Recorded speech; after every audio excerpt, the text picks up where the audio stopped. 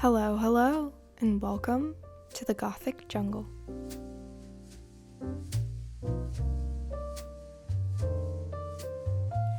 I know most plant YouTubers made their versions of these videos all the way back in January, but I feel like the planty new year for me is springtime, so I decided to make my own version now. So today I have 15 wishlist plants to go through. Now, I'm not trying to buy all these this year or anything like that, especially because some of them are ridiculously expensive, but I think it would be fun to share what plants I have to save in my collection for the future. And starting off, I have this Alocasia luxurians, which was just on my wish list, but I bought it as a present for myself to celebrate being on YouTube for 1 year, and I just think it's absolutely gorgeous. I love the texture on it, and it's just a beautiful plant to add to my collection, and I'm really excited to have another Anthurium because I only have one and it's just like a really random hybrid. I'm excited to see how that continues to grow. It's very dark, but I'm excited to have another one since I post about it so often on my Instagram. So anyways, let's start talking about some plants. First up, for alocasias, I have the Alocasia Longiloba purple, and you can guess why this plant is on my wish list. It is dark, it is purpley, and it looks like a dragon's head to me. It kind of reminds me of Maleficent from Sleeping Beauty, but I just think it is a beautiful plant. I'm hoping that purpliness is not just its emergent. I'm hoping that it hardens off to stay that purpley color throughout its life. I'm pretty sure it does because I did like a couple photos before this, but it is just beautifully dark. So the perfect addition to a gothic jungle. Next, I'd like to talk about the Alocasia Venom, and this is probably my favorite plant on the list.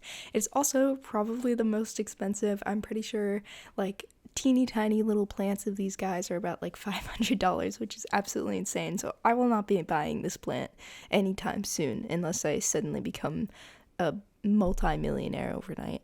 But it is absolutely beautiful. I love the dark leaf transitioning into that like icy mint color, and then just how like weird and warbly the leaf is.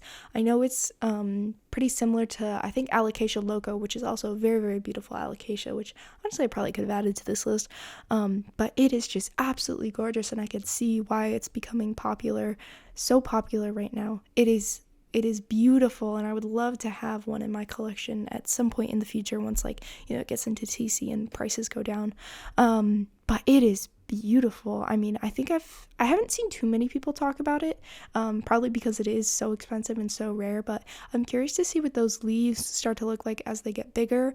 I know with a lot of pictures online, people take them from the top down so you can see the full leaf and what it looks like, but I'm not sure if these are fully mature yet or if they're just kind of still juvenile, still kind of small. I'm hoping to see if they kind of retain that weird leaf pattern itself as they continue to get larger, but definitely probably my favorite on this list. Next, I have the Anthurium Wendlingeri. This plant is so beautiful and such a unique shape for an Anthurium. I really love it, especially after seeing, I forget if I saw this one in person or a Pallidiflorum, I believe that's how it's pronounced, in the botanical garden I visited in France. But these guys are just absolutely beautiful. I love how huge their leaves get, but this one in particular, I think I liked over the Pallidiflorum just because I know they look so similar, is because these guys are supposed to have very velvety leaves, which I thought was very interesting and a little bit more fitting for the textures that I typically like. But a very beautiful plant. So, and I know they're becoming a lot more common now too. I'm not sure if they're considered common now. Like if they're quite uncommon is like, I don't know, walking in and getting like an Alocasia black velvet, but I know that they're in most like plant shops now, so it shouldn't be too hard to get, but very beautiful plant. Next on the list is my only begonia for this video, and that is the Begonia SP Kalimantan black white tip. Probably butchered that, totally fine. Hopefully, tell me in the comments if there's a better way to pronounce that. But this guy is just absolutely beautiful. You could tell what made me want to put it on this list in the first place. The gorgeous, gorgeous dark velvety leaves. I really, really love velvet.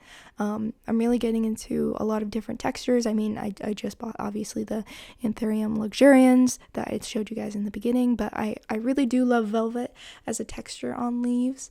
I have a Philodendron verrucosum that I love very, very much, and she is sizing up lovely. But the white tip is actually also provides a really nice contrast. I'm not sure how consistent that is. I mean, I'm sure it relatively is with the name, but when I was looking it up, I would see others where it was just kind of spotted and it didn't have a pronounced white tip. So I'm curious if that's like more of an unstable variegation point of it, where you only get a little bit but some get a lot, and this photo just happened to be very beautiful. But I'd be curious to see that before buying it. But again, very beautiful begonia. Another dark plant to add to my collection is the Hoya Khroniana Black. I love that these leaves look very, very reptilian.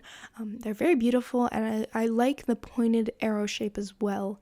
I know a lot of Hoya that I see are a little bit longer. I don't know, I'm not too familiar with Hoyas, but I like the very sharpness of this leaf. I thought that was particularly interesting, and I like how it starts off green in the middle and then you get that black around the edge. I really enjoy that contrast. I'm hoping that it's a little more consistent than the photos that I've seen, or like maybe you just need to get them a little more centrist to get that black look that I obviously very much love. But I would be really, really interested in owning this one. I've had it in my shopping cart a couple times and I'm like, I probably shouldn't buy another plant right now. I don't have the room. But it's very beautiful and will probably be in my collection by the end of the year. And then of course it's a Hoya, so I have to include the lovely Hoya blooms, the very famous star-shaped ones. I love that these guys are kind of a pinky purple. It's really nice, especially since in this photo you can see how it complements the bottom of the leaves, and then you have that contrast of the really, really dark edge to the lighter underside, which is, I'm sure, very beautiful as well. Next, for another Hoya, I have the Hoya Serpens. Again, a bit of a more scaly Hoya. You can kind of see the veins of it going through, but I love these little guys. They're so cute. I know I just mentioned that I really like that sharp texture, but I mean the round ones are just as beautiful as well. I feel like these guys are particularly cute because they kind of remind me of just taking like a little bit of clay and then just like pressing it with your thumb. I thought they're absolutely adorable, so cute. And I love their blooms as well. I mean, I know Hoyas in particular, their blooms are so famous and so beautiful, but just like the lime green spikiness, oh, it's so beautiful. And then you have those beautiful white, like actual more petally bits in the middle. But Hoya Serpens is another lovely Hoya that I have on my list. And then last on my Hoya list, I have the Hoya Sigillatis. This is kind of the shape that I typically think of when I think of a Hoya. Very long and lowy, tapered at the end, but not like a harsh point. But these guys are particularly beautiful to me. Again, I do love that splash variegation. I mean, Monstera Thai constellation is my favorite plant for a reason. I love that splashy variegation. But these guys in particular, I have seen photos where the leaves get really, really red, and that is very beautiful and I think would fit well in a gothic jungle. And then their blooms are these cute little orange guys. Oh, love them. Love to see them. But that's all I have on my list for Hoyas. Moving on to Monsteras. This was the only photo I could find of this particular plant because it's so rare. It's not even like on the market. I saw one like little TikTok or short clip of this and I was like, oh my gosh, this is so beautiful. And then I saw like maybe 2 plant YouTubers that I watched talk about it. I was like, this is gorgeous. I must own it someday. But this is like in like 10 years maybe, okay? This isn't even available to like literally anyone on the market. So this is the Monstera Magic 8 Ball, and some guy in Australia made this and got it to consistently push out that type of leaf style. But again, I love Monsteras, but the very tight fenestrations to the leaf is very, very gorgeous to me, especially as those leaves size up. Now, I love the regular fenestrations that Monstera have that kind of spread out a little bit more from that central part of the leaf, but I just thought this one was particularly interesting because I had never seen a Monstera do that before. Next on my Monstera list, I have the Monstera Silver Spider-Man. I think it also has a slightly different botanical name, but that's what I was able to find it by. And I'm really surprised that I have not seen this plant be talked about, like, ever. I don't know if I just, like, rediscovered something that was popular, like, a while ago when everybody was really into plants, just because I got into plants a little bit after everybody else did in 2020. But I thought this guy was really beautiful. I love the silvery leaves, and again that kind of really unique interfenestration, and the odd, like, kind of coming off bigger leaves. I like how even with this top leaf in this photo here, how you have that kind of on the left side it's a bit of a bigger leaf, and then on the right side it kind of splits into a little bit more. And quite honestly, even the juvenile ones look absolutely beautiful. I love the 3-leaf style of them. Just, that silver color is really what's selling it for me. But I've never seen anyone talk about these, so I don't know if they're just, like, not really a thing in the US or, like, not really a thing in the houseplant sphere yet, or if they're just an old plant that I'm just seeing for the first time. But let me know what you guys think if you have seen this plant before. Moving on to the philodendron category, starting off, I have the classic Philodendron Gloriosum. I feel like I see all of the cool plant YouTubers that I watch have this plant, and I can see why. It's just that classic, beautiful veining, huge leaves, kind of not like a pillowy texture, but a pillowy texture. That was so dumb. But it's just such a beautiful, stunning leaf. I really like the veins as well. I do like a lot of it, much like Anthurium, I like looking at the veining of leaves. I think it's really interesting and provides a lot of contrast to a plant. But these guys are just gorgeous, and I know so many people have them. I really like the variegated version that I see as well, but those are absolutely insanely expensive. So I'd much rather own a Philodendron Gloriosum to start, and then see if I want the variegated version down the line. Next, we have an expensive lady. This is the Philodendron Halo Micans, and I love this plant. It is so beautiful. I think, as far as I'm aware, that variegation of that white line that just makes it so special is kind of unstable. But I remember I was watching a wild fern video one time, and she has one of these, and it was just such a beautiful specimen, and the leaves seem to, like, sparkle a little bit too, which I always find really interesting. When plants do that, I always forget that they can do that. But this guy is particularly beautiful. I'm not sure if that's, like, just how big the leaves get, if they stay kind of small, kind of around the size of, like, a Micans. But regardless, oh man, dream plan to have in my collection one day. They are so beautiful. But, like, they're, like, well over like $100 for, like, one leaf cutting. So they're a bit insanely priced right now. So another one to hope for down the line, hopefully when more people have more of the plant. And for my final philodendron on my list, I have the Philodendron Squamicaule blood. Don't think I pronounced that right. That's okay. You can probably see why I really like this one. It's kind of a mix between a Philodendron Dark Lord and a Philodendron Verrucosum, both of which I own. I love those diamond-shaped dark leaves. The reason why it's named the bloody bottoms and the bloody stems, but just the fuzziness of them and the striking pattern on the leaves itself just makes it so beautiful, and I really do hope to have this one in my collection as well. I'm not sure how common this one is. I think it used to be a little bit rare a couple years ago, or a year ago, but I don't know if it's back to, like, well, not back to, but I don't know if it's, like, a normal plant now. But I'm sure that's easy enough for me to look up.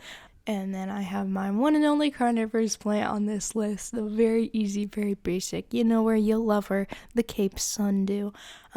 This plant I could probably go into any store and pick it up today if I really wanted to, but this plant is a wishlist plant of mine. I only have one carnivorous plant in my collection, so I would really love to expand upon that.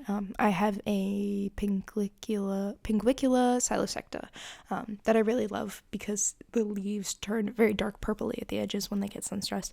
But Cape Sundew is very beautiful. I love the little sticky bits at the end, and I've been kind of looking on social media a lot of people's carnivorous little bog setups, and I'd like to do that sometime for myself in the future, maybe when I have a bigger space. Eventually I'd love to do some kind of little bog setup. I know when I was first getting into houseplants, I also saw this guy who has a huge greenhouse, and he like quite literally has a little mini bog of carnivorous plants in there to keep away fungus gnats and all those fun little guys.